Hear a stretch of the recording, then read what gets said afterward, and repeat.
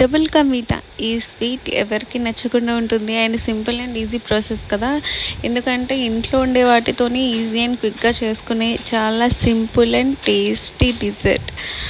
And వాటిని మనం ఇప్పుడు ఎలా ప్రిపేర్ చేసుకుందాం అనేది చూద్దాం. ఫస్ట్గా మనం ఒక గిన్నె ఒక కళాయి తీసుకున్న తర్వాత దాన్ని ఆయిల్ కాకుండా గీతో చేసుకుంటే ఆర్ బటర్తో చాలా టేస్టీగా ఉంటుంది. సో మనం తీసుకున్న బ్రెడ్ పీసెస్ని కూడా చిన్న చిన్న పీసెస్ కింద ఒక్కొక్కటి వేస్తే ఆ స్లైస్ అనేది మంచిగా టేస్టీగా వేగుతుంది. అండ్ మనకి పాలు కావాలి. మనం ముందుగా పాలు మరిగించి పక్కన పెట్టుకుంటాము. అది కొంచెం కాచి చల్లార్చిన తర్వాత అందులోకి ఫ్రై చేసుకున్న బ్రెడ్ పీసెస్ అన్నీ కూడా మనం వేసుకుంటాం. సో మొత్తం అన్నీ ఎగిన తర్వాత ఈ పాలలోకి వేసేసుకొని కొంచెం సేపు వాటిని పక్కన పెట్టాలి. ఈలోపు మనం పాకంని రెడీ చేసుకుందాము. అండ్ పాకానికి మనకు కావాల్సిన పదార్థాలు పంచదార అది ఉంటే సరిపోతుంది. సో మనం తీసుకున్న బ్రెడ్ క్వాంటిటీ బట్టి మనం షుగర్ని అడ్జస్ట్ చేసుకోవాలి.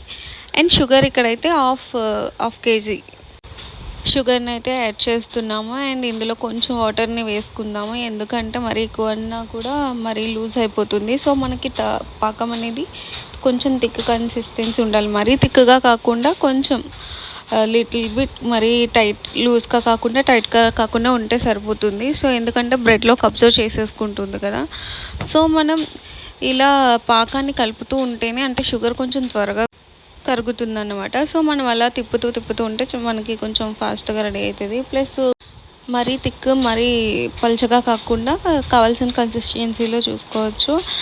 అండ్ ఇది చూసారు కదా, మనకి కావాల్సిన కన్సిస్టెన్సీలోకి వచ్చేసిన తర్వాత మనం బ్రెడ్లోకి యాడ్ చేసేస్తాము. ఈ రెడీ అయిన పాకాన్ని మొత్తం మనం ఆల్రెడీ మిల్క్లో బ్రెడ్ పీసెస్ వేసుకున్నాం కదా. సో ఈ పాకాన్ని కూడా మనం అందులోనే వేసి మంచిగా మిక్స్ చేసుకోవాలి. అండ్ చాలా simple and tasty double ka meetha ready అయింది. దీనికి లాస్ట్లో మనం ఇంట్లో ఉండే డ్రై ఫ్రూట్స్తో పప్పు నెయ్యిలో వేసుకొని తింటే చాలా టేస్టీగా ఉంటుంది. అండ్ మీరు కూడా ఈ రెసిపీని ఎప్పుడైనా ఇంట్లో ట్రై చేశారో లేదో అని చెప్పండి. అండ్ వీడియో నచ్చినట్టయితే please like, share and subscribe my channel.